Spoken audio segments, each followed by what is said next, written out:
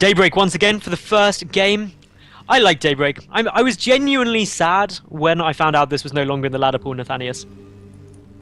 It's a good map. I mean, it's kind of run its course, you know. It'll always be remembered as one of those classics, and a lot of nightmarish PVZs and Wings of Liberty with mass broodlords. But I mean, hey, it's still a good map nonetheless. You want to introduce our players here, Metals?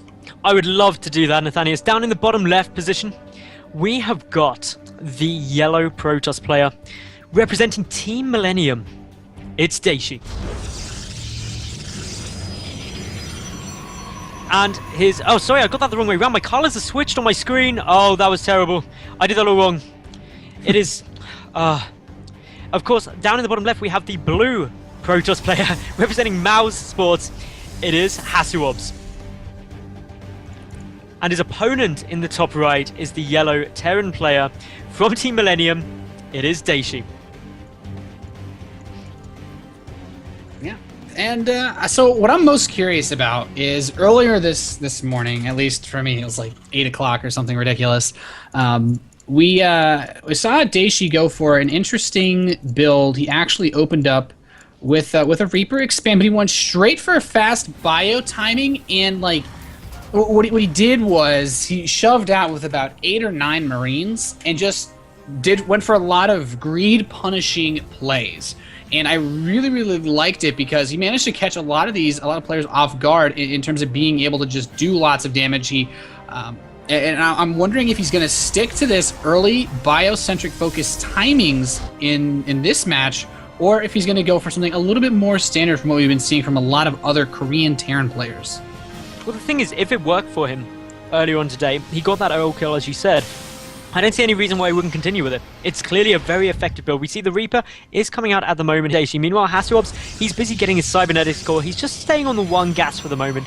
So, not really committing much to tech for the time being. Keeping an eye out whether that second gas gets thrown down anytime soon. But for the moment, that Reaper mainly going to just do a little bit of poking and prodding. And it's going to come down to the micro, how well that does and how much damage it can do. Yeah, and it does look like Hasuobs wants to play economically. He is going to go for the fast Mothership Core and Stalkers. This is a bit of light pressure, but he does only have one gas geyser. So as far as options that are available to him, it's mostly going to be trying to punish this in a way that he can maybe pick off the SCV building the command center. That Zealot will be able to get over there and probably deny it, at least for a little bit. And Dayshi, he's getting the reactor up. He actually had taken his SCVs off of gas to get that up fast. He's getting an engineering bay as well. He's going to be perfectly safe against any kind of Oracle play, but Mattles, that's not coming, and his Reaper will soon find that out. Yeah, that Reaper actually getting pushed back quite nicely momentarily by the Stalker, but has managed to make its way through now, is getting straight up in towards the main base, and there really isn't anything to defend here until that Stalker does pop, but a couple of probes still getting pulled, trying to just be extra safe, not lose anything here. But with the 2 Stalkers out, this Reaper's not going to have too much fun. Does manage to get a nice little juke there and run back, but yeah, it's only so long you're going to survive as a Reaper when a Stalker's hunting you down.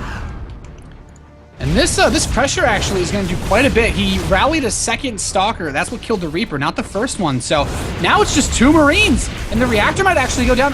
This could be a bit of a bop here by Hasuobs. He is going to just be able to do a ton of damage at the start of this game. It's 2 Marines versus the Zealot, the Stalker, and the Mothership Corps. Of course, the Zealots on the other side of this wall, but SCVs that after repair can get focused down, and that is going to hurt quite a bit. Time Warp being used. That reactor goes away, and that cuts the production literally clean in half for Dayshi. Hasuobs is dealing a ton of damage right now.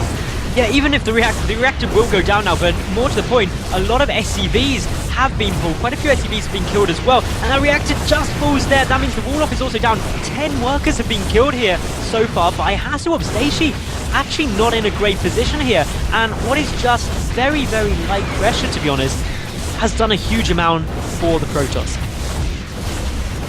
Yeah, seriously, this is one of those light pressure builds, exactly as you said. But once he got there with the Zealot and realized his position... Nathanius, look how supply blocked Dayshi is as well. Look at that. Yeah, losing those supply depots really hurts. He doesn't even... if he wanted to supply drop to get an emergency Marine out, he wouldn't even be able to afford it because he doesn't have any supply depots. And now I feel like this is only getting worse and worse. He cannot produce... 2 Marines at a time is not going to be able to overpower this production. And Hasuobs is choosing. He's going to throw on a Time Warp. He's going to build gateways at home. And there's the GG a bit. of what I'd say was, yeah,